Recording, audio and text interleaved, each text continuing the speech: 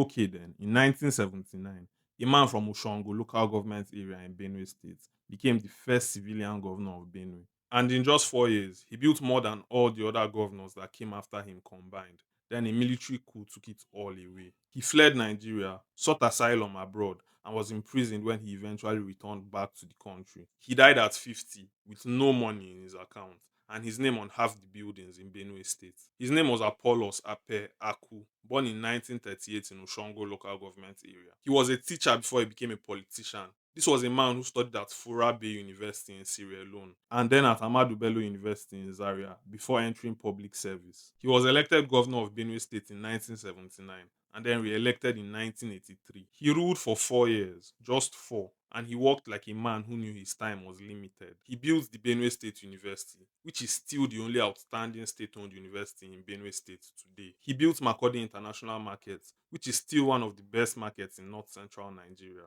He built Benue Breweries, Lobby Bank, and Benro Packaging Industry. He built Ikojan Cattle Rank, Taraku Vegetable Mills, and Benue International Hotels. He built the State Secretariat and Benue Polytechnic Ubokolo. He built rural roads to communities that had never seen roads, water supply schemes across the whole state, agricultural programs that made Benue the food basket of the nation. In 4 years, with just one term. Guys, I just dropped something for every creator who is stuck between 0 to 10,000 followers. It's called the Nano Creator Handbook and it contains everything I learned on my own journey to 10,000 followers. The problems, the mistakes, the things that actually worked, and the things that never worked, all in one guide. You can get it right now on Seller. The link is in my bio.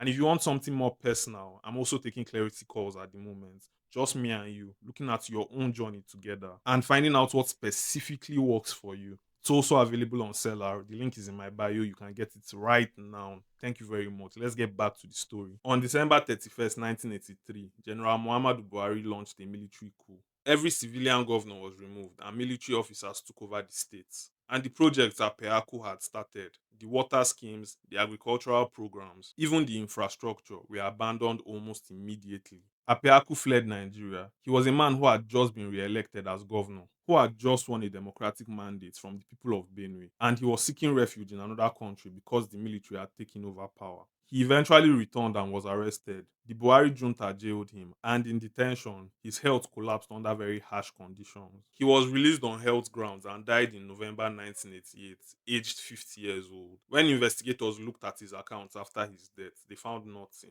No hidden millions, no embezzled funds. 42 years after he left office, the buildings are still there.